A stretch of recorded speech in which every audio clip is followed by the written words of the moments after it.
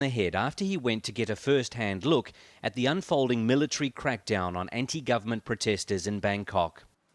On the outskirts of the capital city, his home has been transformed into a makeshift shrine to a young man who was in the wrong place at the wrong time.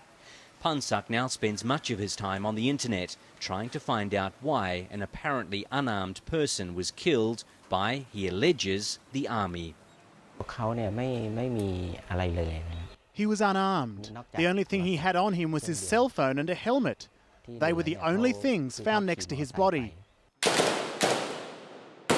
The images of soldiers firing live rounds on the streets of Bangkok are still fresh in the minds of most Thais. They came out to disperse the red shirts who tried to force the government out. The administration of Prime Minister Abhisit survived and is now preparing for an election sometime in the next few months. It maintains its soldiers didn't kill any innocent civilians. We are not to be blamed. We didn't initiate the use of weapons on any civilians at all. This is what we stand.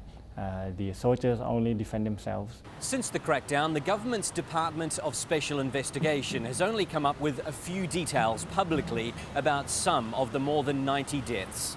The government also set up a Truth and Reconciliation Commission to look into the violence. Its first report was due in January. Nothing was released. The wait is too long for families of the victims, some of whom are conducting their own searches for the truth. Pansak also wants the government to say sorry for the death of his son. He's not expecting to receive either. Wayne Hay, AlJazeera, Bangkok.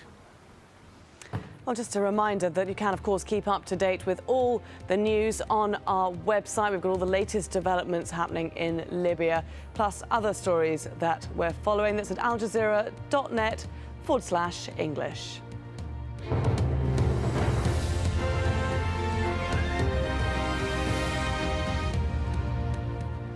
This is Al Jazeera. These are the stories making the headlines.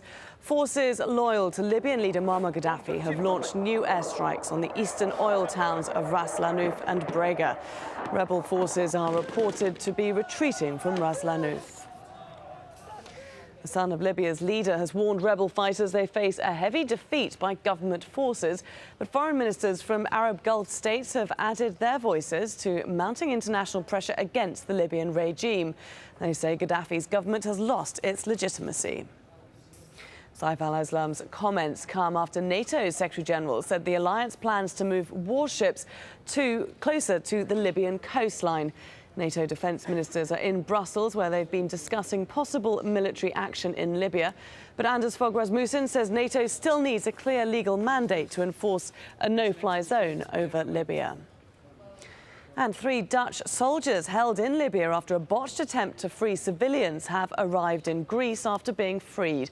The Marines were flown to Athens on board a Greek military plane early Friday morning. They were captured in northern Libya on February 27th as they tried to evacuate 2 civilians by helicopter. Saudi Arabia's Interior Ministry says 2 protesters and a policeman were injured when police fired into the air in the eastern city of Qatif. Demonstrators there have been holding rallies calling for political change and the release of 9 political prisoners over the past 2 weeks. Websites have called for a day of rage on Friday. Alassane Ouattara says the African Union has endorsed him as the rightful leader of Côte d'Ivoire. He made the declaration at an African Union summit taking place in Ethiopia. It's the first time Ouattara has left Côte d'Ivoire since the political standoff began. The U.S. state of Wisconsin has pushed through a Republican plan to curb the union rights of public sector workers. The contentious measure to address budget deficits follows weeks of angry protests. The state governor has promised to quickly sign the bill into law. A congressional hearing in the United States into radicalization of America's Muslims has led to widespread accusations of Islamophobia.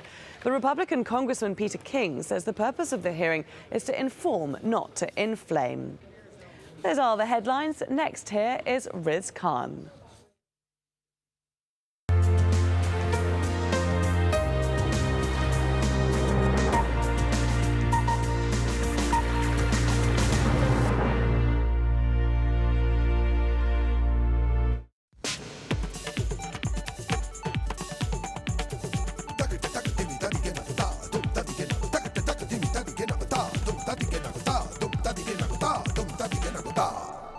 Hello and welcome. How do Western powers tackle the tricky challenge of intervening in Libya without facing a backlash in the Arab world? The United States and its allies are still contending with a dark cloud lingering over the questionable military campaigns in Iraq and Afghanistan, making any prospect of action in Libya that much harder. Well, Libyan rebels around the country continue to fight government forces, but Muammar Gaddafi shows no signs of relenting and has continued to meet dissent with an iron fist. As the violence continues, the US and its NATO allies have dithered on a decision to impose a no-fly zone over Libya, which would be patrolled by military aircraft with the authority to shoot down Gaddafi's air defenses. France has taken the first decisive step by recognizing the rebel Libyan National Council as the legitimate representative of the people. And President Nicolas Sarkozy has now met with leading members from the group. Muammar Gaddafi has responded by breaking diplomatic relations with France. So today we ask, how should the international community respond to Libya's increasingly brutal attacks against opposition groups? Remember, you can join our conversation with your emails or text messages in the show. Joining me now from Paris is one of France's most renowned writers, philosopher and activist, Bernard-Henri Lévy. He's published more than 30 best-selling books, including Left in Dark Times, A Stand Against the New Barbarism, and American Vertigo, Traveling America in the Footsteps of Tocqueville. He has reported from hotspots around the world, including Bosnia, Lebanon and Darfur, and recently returned from Libya. Monsieur Lévy, it's good to have you on the show. Thank you for joining us, sir. Thank you.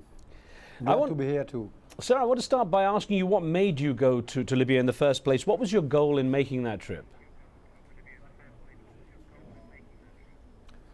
My goal was, as I did so many times in my life, to witness with my own eyes, to see what really happens on the ground, and to see the extent of the bloodbath, of the violence, of the violation of human rights, basic human rights by Muammar Gaddafi's regime. I wanted to see that and to be a witness when I would be back in Europe or in America.